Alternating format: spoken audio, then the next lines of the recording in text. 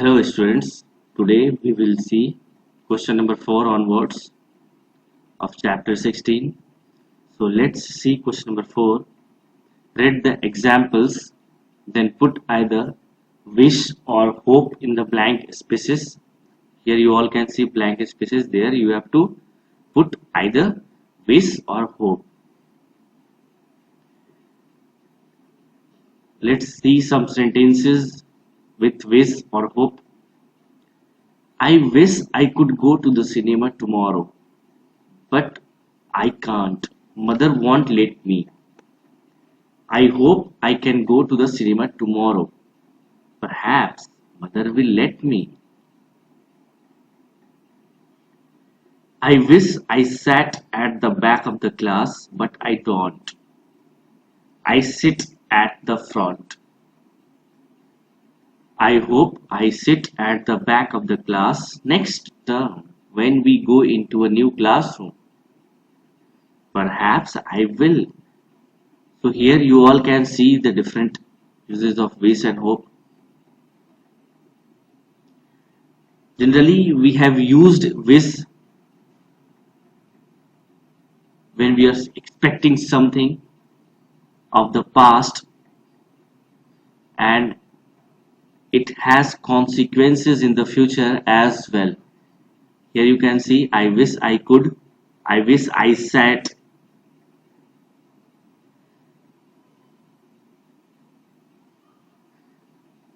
And generally we use hope in the present when we are discussing something about future.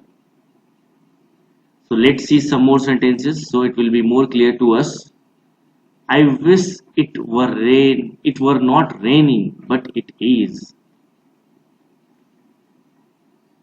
Here you can see it were not raining means something of past, but we are discussing about this in present.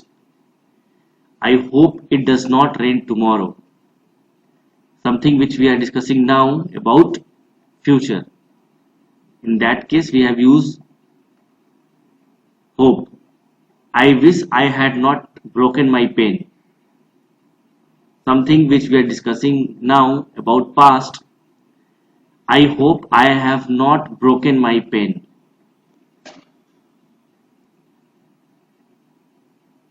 So it has some answers as well. Let's see. I hope it does not rain tomorrow. It may, but perhaps it won't.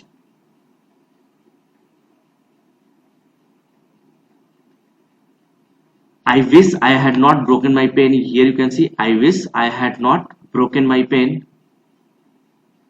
As I have already broken my pen, now I have nothing to write with. So these sentences are another part of these sentences which help us to understand it more properly. I hope I have not broken my pen.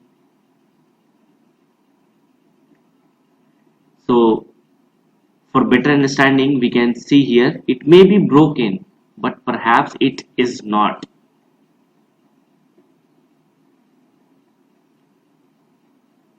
Hope you all have understood difference between hope and wish. Now I think you all will be able to fill with either hope or wish in these blank spaces. Let's see question number 5. Check that you remember the meanings of these words and that you can pronounce and spell them correctly. Accidentally, suddenly, immediately. You have to ensure that you all know the meaning of these words. If you don't know, better consult the dictionary. Now let's see question number 6. Read the example and join the sentences in the same way. Let's see first example. The bell rang. We were having an English lesson. Oh my god.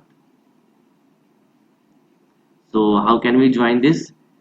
When the bell rang, we were having an English lesson. But it's very easy. Just what you have to do, you have to add when here. So you can see the bell rang is same as it is. Then we were having an English lesson. We were having an English lesson. Like this we have already done in our previous chapters. So let's see question number B. The doorbell rang. She was having a bath. So what will be the answer? Any guess? Anyone? Okay, I will tell here. When the doorbell rang, comma, she was having a bath. It's very easy. Again I am repeating the answer. When the doorbell rang, comma, she was having a bath. Let's see question number F. The teacher walked into the classroom. The children were talking. So what will be the answer? I hope many of you have guessed correctly. Now let's see here.